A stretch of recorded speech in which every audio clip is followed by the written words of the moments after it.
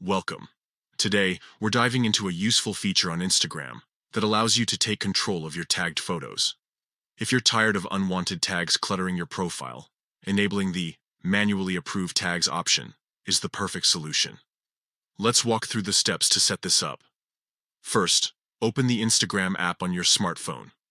Once you're in, look for your profile icon located at the bottom right corner of the screen. Tap on it to navigate to your profile page. Next, you'll want to access the settings. Click on the More icon, which appears as three horizontal lines in the top right corner of your profile page. This will open a menu where you can find various options related to your account. Now, scroll down and select Tags and Mentions.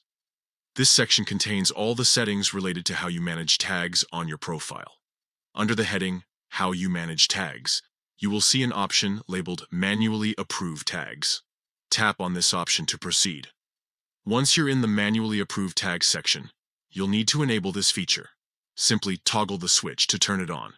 A confirmation prompt may appear, asking if you're sure you want to enable this setting. Just confirm it.